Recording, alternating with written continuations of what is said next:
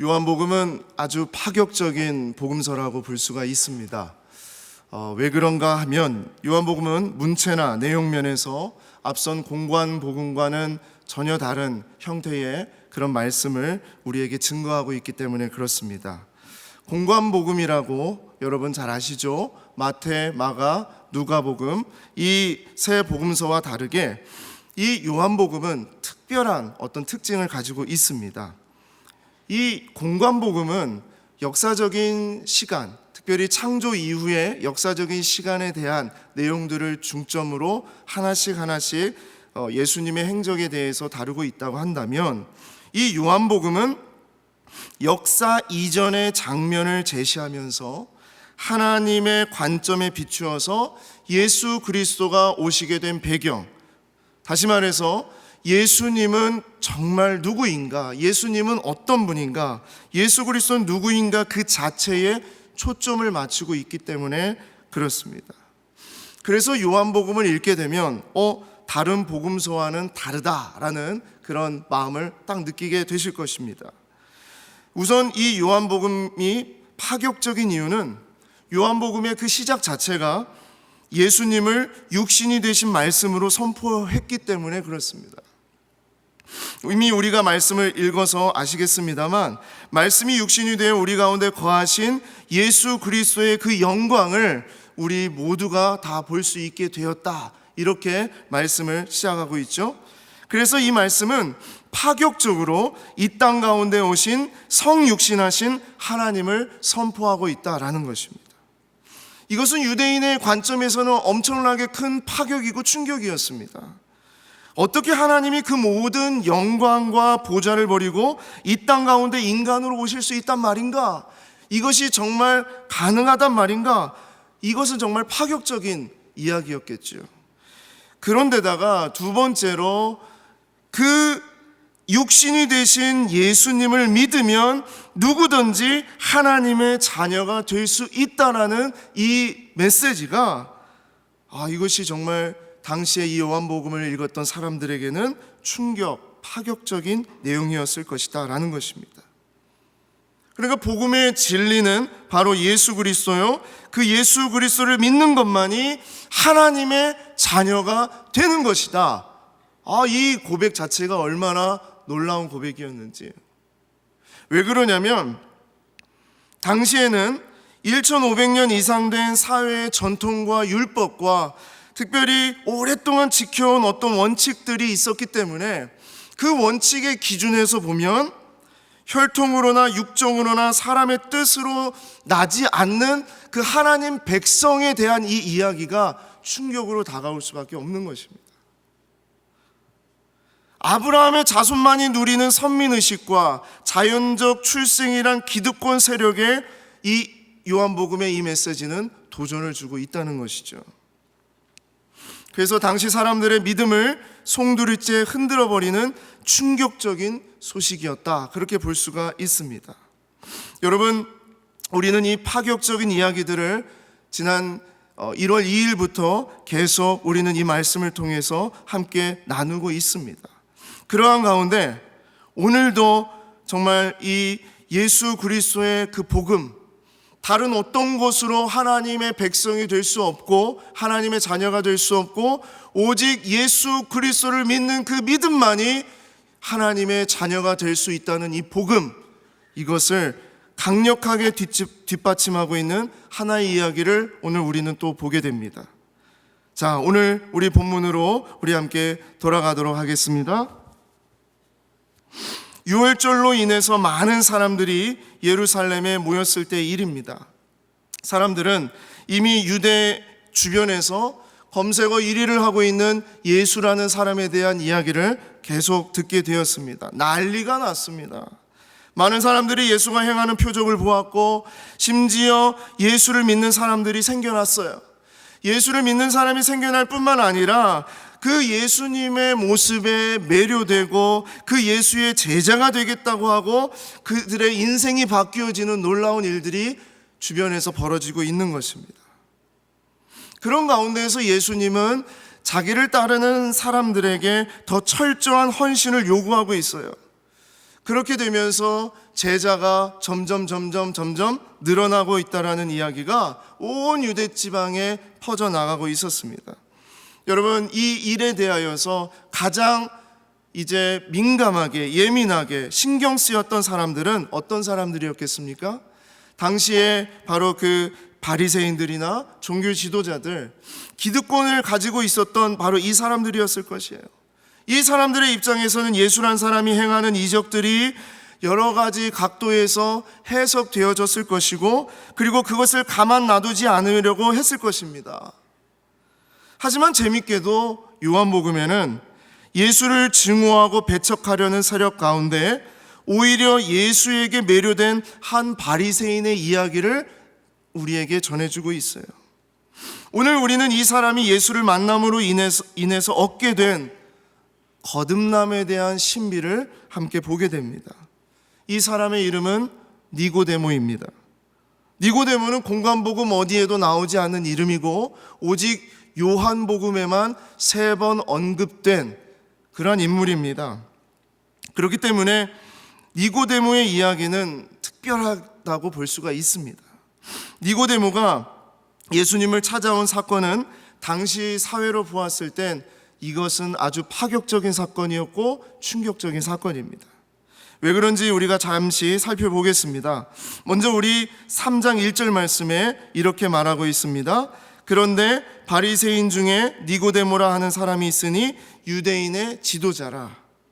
먼저 니고데모는 바리새인 중에 지도자라고 말하고 있습니다. 이 바리새인 중에 지도자라고 말하는 이 표현은 당시에 유대인의 최고 종교기관인 산헤드린의 회원이라는 것을 말하고 있는 것입니다. 이 산헤드린의 회원이라는 것은요, 율법에 전통하고 모든 백성들로부터 존경을 받는 자였고, 종교법과 형사소송, 민사의 문제가 발생 시에는 재판할 수 있는 권한을 가지고 있었던 사람입니다. 그런데다가 니고데모라는 그 이름이 가지고 있는 의미가 백성의 정복자다라는 의미를 가지고 있습니다. 여러분, 이 이름과 그리고 그의 지위를 봤을 때 니고데모는 바리새인으로서 얼마나 강력하고 철저한, 철두철미한 인생을 살았을까 우리는 예상할 수 있습니다. 그런 그가 예수를 직접 찾아온 것은 정말 파격적인 행동이라는 것이죠. 그러니까 요한복음의 저자는 이 사건을 놓칠 수가 없는 겁니다.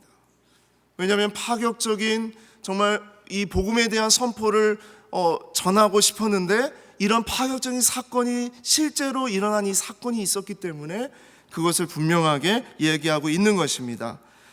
오늘 말씀 3장 2절 초반부에 이렇게 말하고 있어요. 그가 밤에 예수께 와서 이르되, 그가 밤에 예수께 와서 이르되. 이 밤은 어떤 밤이었습니까? 예수님을 찾아왔던 어떤 밤이었습니다. 이 밤에 찾아왔다는 것이 뭐가 그렇게 중요한가 생각할 수도 있지만, 요한복음에 나오는 니고데모라는 이름이 등장하고 있는 나중에 요한복음 19장 39절에 이런 표현이 있어요. 일찍이 예수께 밤에 찾아왔던 니고데모도 라는 표현이 있습니다. 그러니까 니고데모가 밤에 왔다는 이 자체가 요한복음 기자에게는 중요하다라는 것을 얘기하고 있는 것이죠. 특별한 일이었다는 것을 얘기하고 있는 거예요. 전통적인 견해로 니고데모가 밤에 예수님을 찾아왔다는 이 이야기는 니고데모가 가지고 있는 지위가 있었기 때문에 사람들의 이목을 피하기 위해서 밤에 왔다, 이렇게 말하는 것이 전통적인 견해입니다. 그런데 여기에 또 다른 견해들이 몇 가지가 나오는데, 니고데모는 분주한 낮 시간을 피해서 예수와 친밀한 대화를 나누고 싶었기 때문에 밤에 왔다. 또 당시에 이 랍비들은 밤 늦게까지 연구하고 또 뭔가를 함께 나누었기 때문에 연구하고 나누는 그런 끝에 이 랍비의 입장에서 너무나 그 궁금함을 감출 수 없어서 직접 예수를 찾아온 것이다, 뭐 이런 얘기들이 있습니다. 근데 이런저런 이유를 다 통틀어서 이 밤에 니고데모가 예수께 나온 것이 너무나 중요하다는 거예요. 니고데모가 예수께 나온 것 자체가 엄청난 파격적인 일이었기도 했지만, 니고데모는 예수를 만나서 정말 예수에게 하고 싶었던 얘기가 있었다는 것이죠. 도대체 그 얘기가 무엇인가? 그것을 이 요한복음의 기자는 우리에게 얘기하고 있는 것입니다. 무엇 때문에 니고데모는 예수를 그렇게 만나고 싶었을까? 그것이죠. 그래서 니고데모가 가지고 있는 지식과 전통과 자기가 가지고 있는 모든 경험을 다 내려놓고 예수를 꼭 만나야 되겠다라고 그렇게 마음을 먹었던 것이 무엇이었는가? 자, 니고데모는 3장 2절 후반부에 예수님을 만나자마자 이렇게 말을 하고 있습니다. 3장 2절 후반절입니다. 랍비여, 우리가 당신은 하나님께로부터 오신 선생인 줄 아나이다. 하나님이 함께 하시지 아니하면 당신이 행하시는 이 표적을 아무도 할 수 없음이니이다. 이 말씀을 통해서 니고데모는 예수님께 나온 자신의 그 목적이 무엇인지를 분명하게 말하고 있습니다. 그것은 무엇이냐면, 니고데모의 관심은 그동안 구약 성경에서 말하고 있었던 하나님의 보내심을 받은 자가 진짜 당신입니까? 그동안 그렇게 우리가 고대하고 기다리고 있었던 메시아가 당신입니까? 왜냐하면 당신이 행하는 그 표적은 하늘에서 내려진 것이 아니라면, 하나님이 허락하신 것이 아니라면 절대로 일어날 수 없는 일이다. 나는 그렇게 결론을 내렸습니다. 그러니까 당신이 맞습니까? 우리가 그렇게 기다리고 있었던 바로 그분이 맞습니까? 그러면서 니고데모는 예수가 일으킨 그 표적에 관심을 가지고 질문을 하러 온 것이에요. 그런데 예수님의 대답이 니고데모를 미궁성으로 팍 밀어넣습니다. 그것이 무엇입니까? 바로 거듭남 영생에 대한 이야기입니다. 3장 3절 말씀입니다. 예수께서 대답하여 이르시되 진실로 진실로 내게 이르노니 사람이 거듭나지 아니하면 하나님의 나라를 볼 수 없느니라. 이미 아브라함의 자손으로 하나님 나라의 백성이라고 확신했던 니고데모의 뒤통수를 가격하는 이 묵직한 한 방의 말씀. 아니, 뭐 거듭나야 된다고? 내가 다시 태어나야 된다고? 니고데모가 전혀 이해할 수 없는 이 한 방의 메시지가 주어졌을 때 니고데모의 대답은 다시 늙은 사람이 모태로 다시 들어가서 다시 태어나야 된단 말인가? 라는 그런 고백을 할 수 있는, 정말 하나님의 나라에 대하여서 깜깜하고 무지하고 아무것도 알지 못했던 그 니고데모의 뒤통수를 한 대 때리는 그런 메시지였습니다. 그리고 나서 예수님은 니고데모에게 거듭남의 신비에 대해서 하나씩 이야기를 이제 드러내주고 계십니다. 그 첫 번째 거듭남의 신비는 이것입니다. 위로부터 거듭나는 것이다 라는 것입니다. 위로부터 거듭나는 것이다. 3장 3절 후반절에 이렇게 말하고 있어요.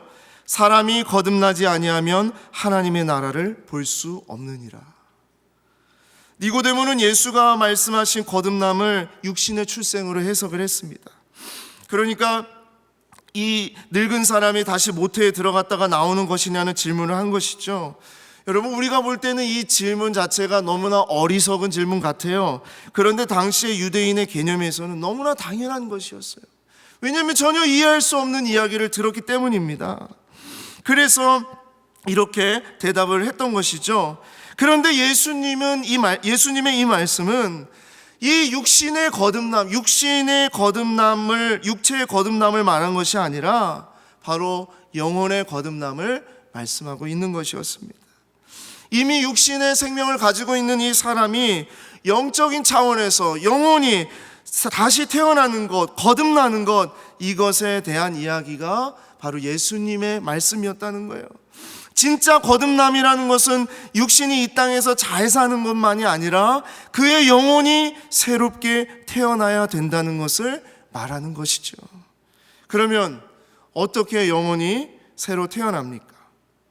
오늘 그 말씀을 거듭이라는 표현으로 예수님은 말씀하셨어요. 거듭나야 한다 할 때 거듭. 자, 이 거듭난다라는 이 단어, 이 표현된 헬라어는 아노텐이라는 단어입니다. 아노텐. 이 아노텐이라는 단어는 이런 의미를 가지고 있습니다. 다시, 두 번째, 그리고 위로부터, 하나님으로부터라는 뜻이 담겨져 있어요. 그러니까 이 거듭남이라는 것은 아래로부터 일어나는 것이 아니라 하늘로부터, 하나님으로부터 일어나는 사건이다라는 것을 말씀하고 있는 겁니다. 그러므로 거듭남은 땅의 것으로, 인위적인 것으로 만들어낼 수 있는 것이 아니라는 거예요. 이 거듭남이라는 것은 인간이 노력해서, 인간이 가지고 있는 지식으로, 인간이 가지고 있는 어떤 전통으로 얻는 성과가 아닙니다. 그것을 지켰을 때 이루어지는 성과가 아닙니다.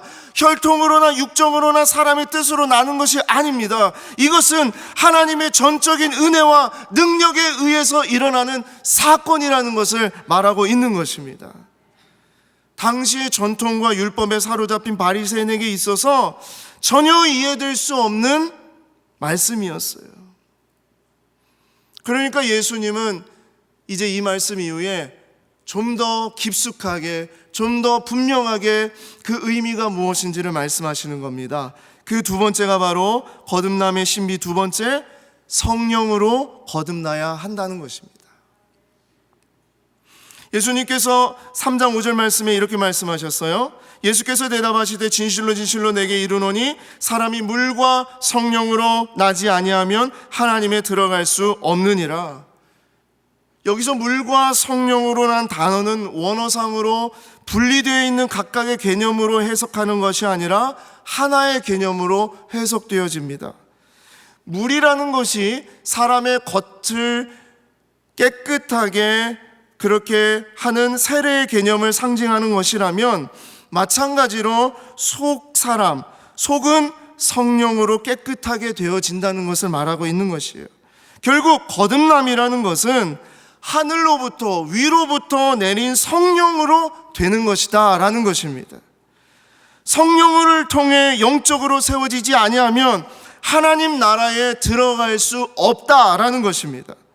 아브라함의 자손으로서 하나님 나라에 이미 들어갔다고 생각한 니고데모에게는 충격적인 말이라는 것이죠. 하나님의 나라는 100번, 1000번 태어난다고 들어가는 것이 아니라 오직 하늘로부터, 하늘에서 허락하신 하나님께서 보내주신 성령의 역사하심으로만 가능한 것이다 라는 것을 말하고 있는 것입니다. 여러분, 우리는 다 성령의 사람인 줄 믿습니다.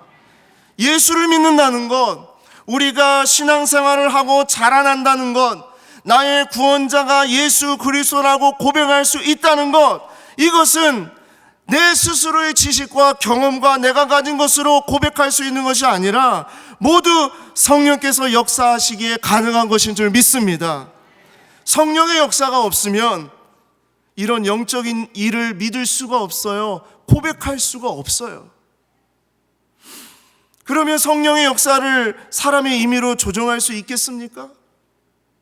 결코 그럴 수 없습니다. 어떤 사람은 성령의 일을 도깨비 방망이처럼 그렇게 사용하는 분이 있어요. 성령을 오라고 지시하고, 성령을 가라고 지시하고, 성령에게 부으라고 지시하고 명령하는 사람들이 있어요. 어떤 사람은 성령을 막 저주할 때 마치 자기가 저주를 하면 성령이 알아서 막 저주를 하시는 것처럼 그렇게 표현하는 사람들이 있어요. 예수님이 말씀하셨듯이 우리가 바람을 임의로 불게 할 수 없듯이 성령으로 난 사람도 그렇게 할 수가 없어요. 내가 주체가 아니라 성령이 주체가 되어서 나를 움직이시도록 하는 것, 그것이 거듭난 사람의 모습이라는 것이죠. 우리는 우리 안에 역사하시는 성령을 기뻐하고 찬양하고 충만케 해달라고 그렇게 간구할 뿐입니다. 거듭난 사람은 성령으로 난 사람들입니다. 니고데모는 이 이야기를 듣게 되면서 또 다시 충격에 빠졌습니다. 아니 어찌 그러한 일이 있을 수 있습니까? 또 이렇게 질문을 하고 있어요.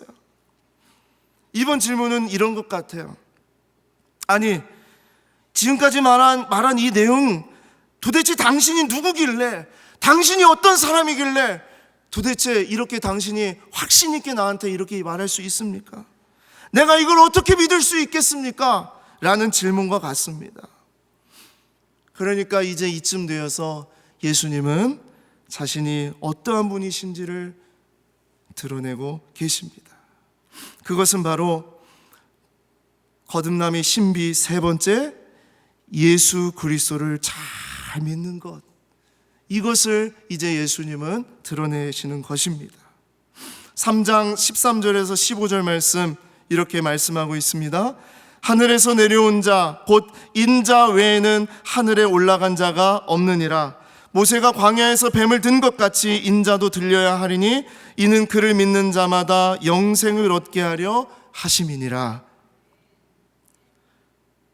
예수님은 이스라엘 백성들이 광야에서 정말 하나님의 진노 가운데에서 불뱀에 물려 죽게 되었던 그 사건을 통하여서 그 죽게 되었을 때에 정말 하나님 앞에, 모세 앞에 간절히 간구했을 때에 그 하나님께서 명령하셔서 모세가 장대 위에 매달아 놓은 그 놋뱀을 쳐다보았을 때에 이스라엘 백성이 살아났듯이, 마치 예수님은 자신이 광야의 놋뱀처럼 들려서 정말 예수 그리스도를 바라보는 사람, 그 모든 자들이 다시 살아날 수 있다라는 것을 말씀하고 있는 것이죠. 여기에서 이 들려야 한다라는 이 단어는 헬라어 단어로 휩소오라는 단어입니다. 휩소. 이 단어는 이런 의미를 가지고 있어요. 들어 올리고 교수대에 처형된다라는 그런 단어를 가지고 있습니다. 즉 예수님 자신이 하늘에서 내려왔고, 그리고 이 땅 가운데서 십자가에 달려서 다시 하늘에 들어 올려지는 그러한 존재라는 것을 말하고 있는 것입니다. 여기서 이 대목에서 이제 니고데모가 완전히 충격을 받았을 거예요. 무엇보다도 하나님의 아들 메시아가 십자가에 죽고 부활하심을 통하여서 그분만을 믿어야만 영생을 얻게 된다는 그 말을 들었을 때 충격을 받았을 것이에요. 유대인들이 만들어낸 구원의 길을 버리고, 사람들이 말하는 어떤 전통을 버리고, 어떤 기준, 그것을 다 버리고 이 앞에 계신 예수 그리스도의 죽으심과 부활을 믿는 것만이 영생의 길을 얻는 것이라는 것. 그 예수님의 그 메시지 앞에 니고데모는 그의 온몸이 전율되었을 것입니다. 이후에 니고데모가 어떻게 변화가 되었고 니고데모가 어떻게 되었는지 정확하게 잘 나오지는 않습니다. 그러나 요한복음 기자는 이후에 두 번 더 니고데모에 대한 행적을 이야기하면서 니고데모를 변호하는 산헤드린 공의원의 한 사람으로의 모습으로, 그리고 마지막에는 예수를 변호하는 산헤드린 공회원으로의 모습으로 드러내고, 또 마지막으로는 예수님께서 십자가에서 죽으셨을 때 그 예수님의 시신 옆에 예수님을 위하여서 함께 있었던 아리마대 요셉과 더불어 함께 또 등장하는 모습으로 나옵니다. 사랑하는 성도 여러분, 우리는 이 니고데모가 예수님을 만난 이 사건을 통해서 니고데모가 받았던 그 충격, 니고데모가 느꼈던 그 파격적인 이야기가 이 시대를 살아가고 있는 우리들에게도 동일하게 충격적이고 파격적인 이야기라고 저는 믿습니다. 여러분, 저는 여러분들에게 이런 질문을 마지막으로 드리고 싶습니다. 여러분은 정말 거듭났습니까? 여러분은 진정 물과 성령으로 거듭났습니까? 여러분, 그것을 어떻게 합니까? 어떻게 확신할 수 있습니까? 대답은 예수 그리스도를 믿기 때문입니다. 예수 그리스도를 믿기 때문이에요. 성령의 역사가 아니면 절대로 고백할 수 없는 그 고백이 예수 그리스도가 나의 구주이심을 고백할 수 있는 그 고백입니다. 여러분, 이 고백, 아무것도 아닌 고백 같고 어떤 조건 없이 할 수 있는 고백 같지만 이게 믿어지지 않고 이것을 어떻게 해서든지 믿으라고 해도 믿을 수 없는 사람들이 있어요. 그런데 이 자리에 있는 우리들은 이 고백이 여러분 다 믿어지지 않습니까? 이게 나의 고백이라고 그렇게 고백할 수 있지 않습니까? 여러분, 이것이 얼마나 큰 은혜인지 아십니까? 하나님의 본체이신 주님께서 이 땅 가운데 오셔서 우리의 모든 죄와 저주를 끊으시고 영원한 생명을 주셨음을 믿는 것, 이것이 진정 복음을 받아들인 신자의 고백, 거듭난 백성의 고백이라고 믿습니다. 저주받고 죽을 수밖에 없는 나를 살리려 하늘 보좌를 버리고 이 땅에 오신 예수님, 그 놀라운 희생과 사랑의 이야기가 믿어지기에 진정 구원받은 자의 삶, 영원한 삶을 사는 자의 고백이 될 수 있다는 것, 그것이 바로 여러분과 저의 고백인 줄 믿습니다. 여러분, 우리는 이 시대에 파격적이고 충격적인 이 메시지를 우리의 삶 속에서 계속 증거해야 될 줄 믿습니다. 우리는 어느 때부턴가 정말로 특별하고 화려하고 무엇인가 사람들을 더 감동시키는 것에만 우리의 초점을 맞추고 있어요.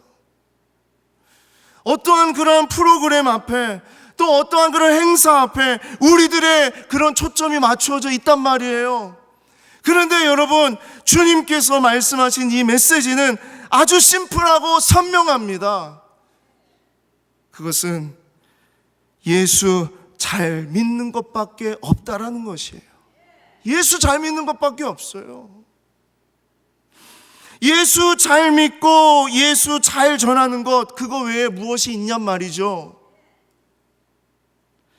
혼탁한 세상 속에서, 치열한 경쟁 속에서, 온갖 속임수와 비리가 난무하는 이 세상 가운데에서 어떻게 살아가야 할까? 정말 고민이 많습니다. 정말 어려운 일들이 우리 가운데 너무너무나 많습니다. 그런데 예수님 앞에선 니고데모가 들었던 그 메시지와 같이 이 시대에 살아가고 있는 우리 모든 니고데모들, 우리들이 정말 어디 앞에 어느 메시지 앞에 우리가 서야 되는 것인가? 바로 말씀이 육신이 되어 우리 가운데 거하시는 살아계신 하나님의 영광, 그 은혜, 바로 그 예수 그리스도가 나의 구주라는 그 선명한 그 복음, 그것 외에 어떠한 것이 우리를 살릴 수 있고 우리를 치료할 수 있고 우리의 문제를 해결할 수 있겠습니까? 여러분, 올 한 해 어떤 삶을 기대하십니까? 주식이 올라가기를 기대하고 계시죠? 부동산이 좀 더 늘어났으면 좋겠다고 생각하시죠? 좋은 자동차, 좀 더 괜찮은 집으로 좀 이사했으면 좋겠다, 이런 마음을 가지고 계시죠? 조금 더 나은 환경으로, 조금 더 좋은 직장으로 나아가는 변화를 기대하고 계시죠? 그런데 우리가 제일 먼저 기대하고 소망을 가져야 될 그 마음은 무엇입니까? 주여, 올 한 해 정말 예수 잘 믿게 하여 주시옵소서. 그 고백 아니겠습니까? 정말 예수 잘 믿는 것, 진정으로 거듭난 신자의 삶이고 고백이라고 확신하고 믿습니다. 오늘 이 말씀을 가지고 우리가 주님 앞에 간절히 기도하기를 소망합니다.